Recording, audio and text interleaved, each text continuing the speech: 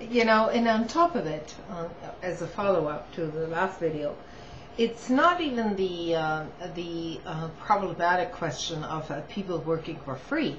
You know, in my college days, I used to, you know, work for. I was an intern for several organizations, and you know, I was in college. I took out student loans, by the way, which I'm still paying for, and it wasn't a question of working for somebody. It was a question of gaining some experience in some field. But the overall picture now is that basically corporate America wants to have free labor per se. So in other words,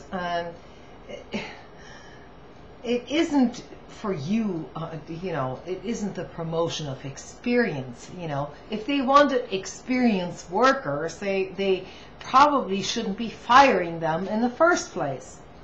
So, yeah, there's something very wrong with this picture. Now, I can see some small company, you know, furthering some individual and saying, look, you know, if you work for me for a couple of hours a week, you know, I'm gonna do something for you. I'm gonna pay for part of your college tuition or whatever, you know. But that is not the overall case here. What we're talking about is massive corruption in terms of taking advantage of people who are so fucking desperate that they have to take jobs in order to build up some fucking resume, just in hopes of another job, which may or may not materialize ever.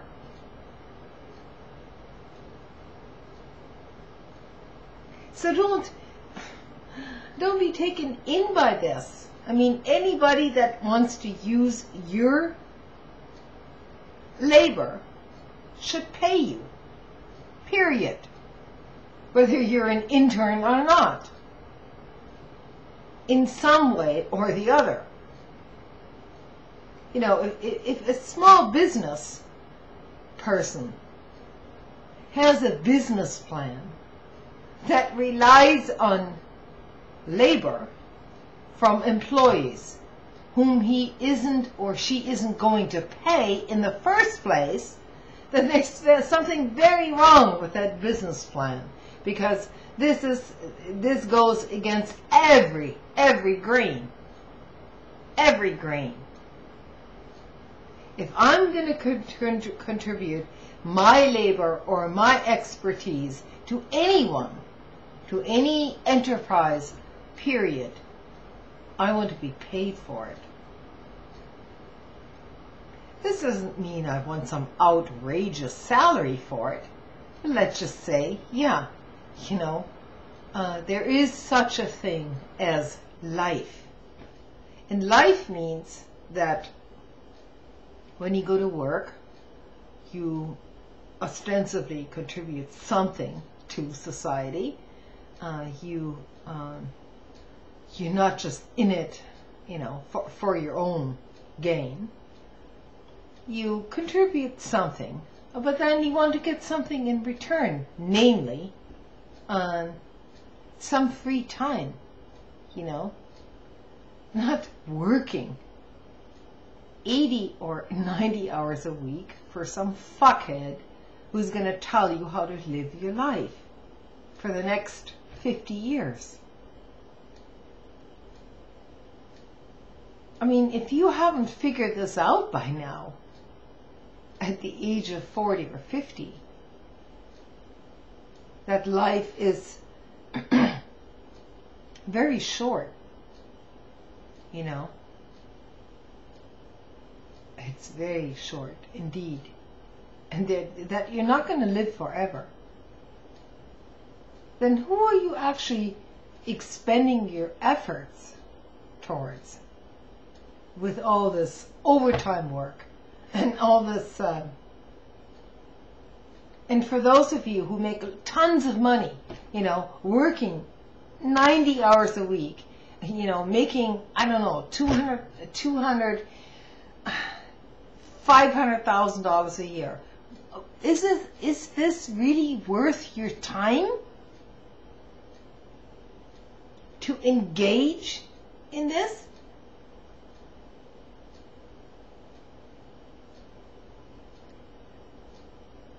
I mean, I suppose you could have a mansion and a yacht and an airplane to fly, but is this really worth your effort?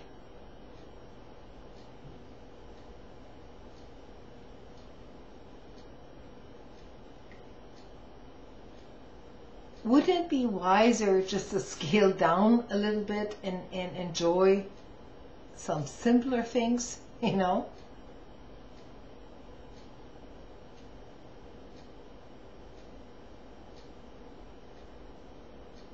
I don't know. I don't know. People are greedy. People want what their neighbors have.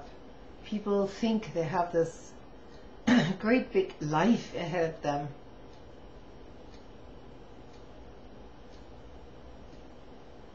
When in actuality, you know, all they're doing is paying off their debts, and once they get to the age of 65, they're going to be left in the dust, basically. Very few exceptions there, especially now. So,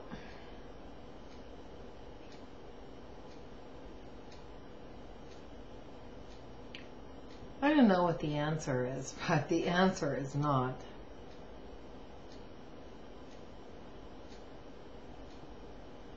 Working for free.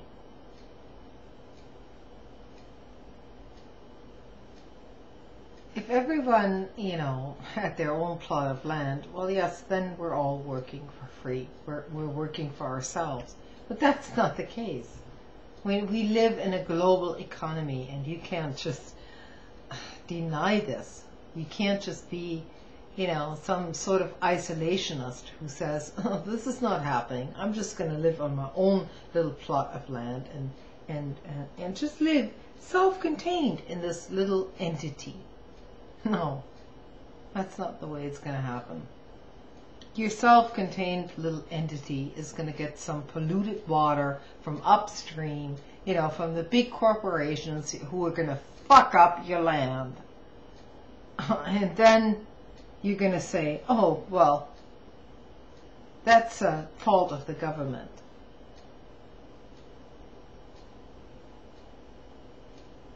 Well, in some way it is, but the problem is it's not government as a whole. It's who controls the government. And that isn't us. It's not the people who are controlling the government. The government is controlled by big mega corporations in virtually every fucking nation on this planet. That's the real problem. Once we can unite behind that, maybe we can solve some things. But until then, until everybody just believes in the same fucking bullshit, year after year, century after century, again and again, we're not going to solve a goddamn thing. So some of us will survive one way or the other, and other people will just simply be forgotten, vanished, you know, bombed to hell.